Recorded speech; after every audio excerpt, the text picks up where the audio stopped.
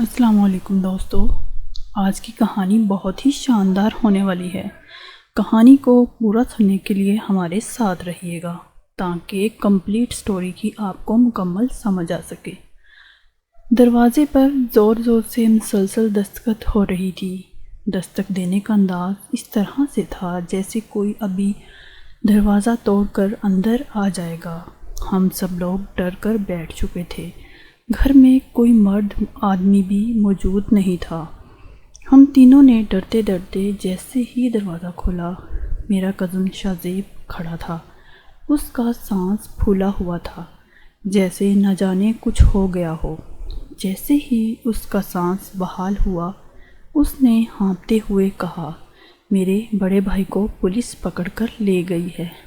نہ جانے میرے بڑے بھائی نے ایسا کیا کر دیا تھا۔ اس بات کی ہمیں خبر نہیں تھی۔ میری بھابھی کا رو رو کر برا حال ہو چکا تھا۔ اب ہمیں صرف اپنے بھائی کی ٹینشن کھائے جا رہی تھی۔ بھائی نے ایسا کون سا جرم کیا تھا جس کی وجہ سے انہیں جیل جانا پڑا؟ میں نے بھابھی کو حوصلہ دینے کی کوشش کی اور کہا کہ بھابھی، اب تو بہت رات ہو چکی ہے، ہم تین عورتیں کیسے تھانے میں جا سکتی ہیں؟ اس لیے صبح ہوتے ہی آپ بھائی سے ملنے کے لیے چلی جانا۔ ہمیں ساری رات نیند نہیں آئی۔ ہم نے بہت زیادہ کوشش کی لیکن نیند ہماری آنکھوں سے کوسوں دور تھی۔ اماں ساری رات بھائی کی رہائی کے لیے دعا کرتی رہی۔ ہم لوگ بہت ہی زیادہ پریشان تھے اور جاننا چاہتے تھے کہ بھائی سے ایسی کیا خطا ہو گئی ہے جس کی وجہ سے انہیں جیل جانا پڑا۔ صبح ہوتے ہی ہم لوگ بھائی سے ملنے کے لیے چلے گئے، لیکن جیسے ہی ہم نے بھائی کو دیکھا، ہم لوگوں کی آنکھیں بھیگ چکی تھی کیونکہ پولیس والوں نے انہیں مار کر ان کی حالت کو بدتر کر دیا تھا۔ میں بھائی سے پوچھنا چاہتی تھی لیکن ہمیں بات کرنے کی اجازت نہیں تھی۔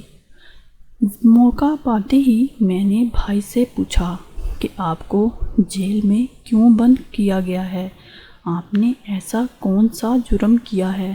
بھائی کہنے لگے، میں نے کوئی جرم نہیں کیا بلکہ ایک غلط کام کرنے سے روکا تھا اور اسی عورت نے مجھے جیل میں بند کروا دیا۔ بھائی نے ہمیں کچھ نہیں بتایا لیکن بھابھی کی ضد کرنے پر بھائی نے بھابھی کو ساری بات بتا دی، اور جیسے ہی ہم نے گھر آ کر بھابھی سے بات پوچھی کہ بھائی کو جیل میں کیوں بند کروایا گیا ہے، بھابھی کہنے لگی، مجھے تو بتاتے ہوئے شرم آتی ہے۔ نہ جانے میرا شوہر صحیح ہے یا پھر وہ عورت جس نے میرے شوہر پر الزام لگایا ہے۔ ہمارے محلے میں ایک عورت رہتی تھی جو خود کو بہت ہی زیادہ حسین اور نیک پروین سمجھتی تھی۔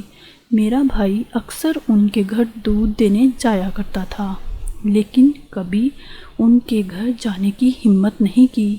اسی عورت نے میرے بھائی پر غلط الزام لگا دیا، لیکن ہم لوگ جانتے تھے ہمارا بھائی ایسا بالکل بھی نہیں ہے۔ وہ بہت ہی زیادہ نیک انسان ہے اور میری بھابھی کو اپنے شوہر پر پورا بھروسہ تھا، اس لیے بغیر تفتیش کیے میرے بھائی کو پولیس والے پکڑ کر لے گئے۔ نہ جانے سمجھ ہی نہیں آ رہا تھا، پتہ نہیں اس عورت نے میرے بھائی پر اتنا سخت الزام کیسے لگا دیا تھا کہ میرے بھائی کو 5 سال قید ہو چکی تھی اور ہم لوگ غریب لوگ تھے اور ہمارا کیس لڑتا بھی تو کون؟ وہ تو ہمارے گھر کا والی وارث تھا۔ پھر میں نے اپنے ایک بھائی کے دوست سے رابطہ کرنا چاہا کیونکہ وہ پولیس میں اچھی خاصی پوسٹ پر تھا، اور جب اس کو ہم نے سارا قصہ سنایا، اس نے ہمارا کیس لڑنے کا فیصلہ کر لیا اور بھائی سے پوچھا کہ اس عورت نے بھائی پر کیا الزام لگایا تھا۔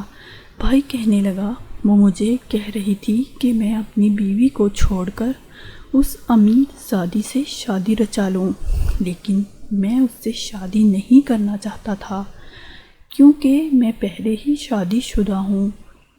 اس نے میرے اوپر الزام لگا دیا جس کی وجہ سے مجھے جیل جانا پڑا۔ میرے بھائی کا دوست کہنے لگا تمہیں پریشان ہونے کی ضرورت نہیں ہے، تم بے گناہ ہو۔ پھر کچھ دنوں بعد بھائی کے دوست نے ہمیں شہر شفٹ کروا دیا۔ ہمیں شہر رہنے کی وجہ سمجھ ہی نہیں آ رہی تھی۔ کچھ ہی دن ہوئے تھے ہمیں شہر آئے ہوئے کہ اگلے ہی دن بھائی ہم سے ملنے کے لیے آ گئے۔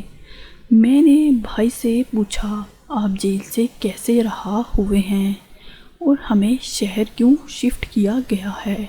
بھائی کہنے لگا وہ جیل والا میرا دوست بن گیا تھا اور میرا دوست بھی آفیسر تھا، جس کی وجہ سے کیس لڑنے میں زیادہ مسئلہ نہیں ہوا، اس لیے میری رہائی کا جلدی بندوبست ہو گیا اور میں نے تم لوگوں کو شہر میں اس لیے سیٹ کروایا تھا تاکہ وہ عورت تم لوگوں تک رسائی حاصل نہ کر سکے۔ ہم سب لوگوں نے خدا کا شکر ادا کیا کہ ہمارا بھائی زندہ سلامت ہمارے سامنے موجود تھا، اور خدا کا شکر ادا کیا کہ اس بھائی نے عورت کے الزام سے بچ گیا تھا۔ خدا کے ہر کام میں بہت بڑی مصلحت چھپی ہوتی ہے، اور شاید ہمارا شہر آ جانا بھی ہمارے لیے بہت ہی بڑی مصلحت تھا۔ مزید اچھی سٹوریز کے لیے پلیز میرے چینل کو سبسکرائب کر لیں اور زیادہ سے زیادہ کہانی کو شیئر کریں تاکہ کہانی کی ہر آنے والی نیو اپڈیٹس آپ کو بآسانی ملتی رہے۔ دعاؤں میں یاد رکھیے گا، اپنا بہت زیادہ خیال رکھیے گا۔ اللہ حافظ۔